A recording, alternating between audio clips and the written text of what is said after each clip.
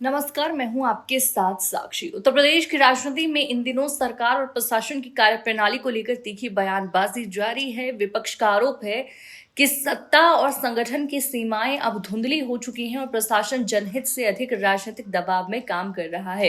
एक वरिष्ठ नेता ने कहा कि हमारा काम है अन्याय हो तो उसका विरोध करना और लोगों को न्याय दिलाने के लिए लड़ना।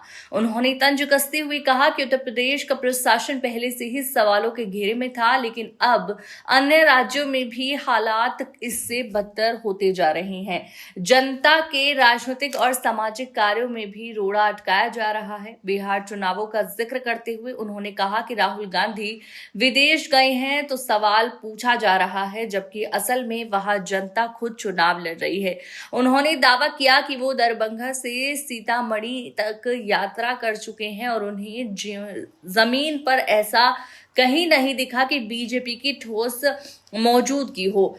चर्चा मुख्तार अंसारी के निधन पर भी आई, जहां आरोप लगे कि उन्हें यातना दी गई थी। इस पर आजम खान ने कहा कि उन्होंने वही कहा जो सच था और उनकी मृत्यु के बाद ये बात और स्पष्ट हो गई कि उन्होंने कुछ भी गलत नहीं कहा था। प्रशासन और सरकार की भूमिका पर निशाना साधते हुए उन्होंने कहा कि जब विपक्ष जनता की आवाज उठाता है तो प्रशासन सामने आकर खड़ा हो जाता है और राजनीतिक गतिविधियों को ही रोकने की कोशिश करता है।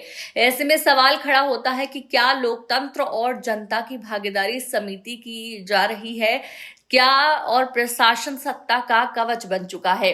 विपक्ष का साफ कहना है कि चाहे सत्ता किसी की भी हो, जनता के अधिकारों और न्याय की लड़ाई जारी रहेगी और अगर रास्ते में रुकावटें आएंगी तो वो पीछे हटने वाले नहीं हैं। क्या कहना चाहेंगे इस पर कमेंट सेक्शन में अपनी राय जरूर दीजिएगा।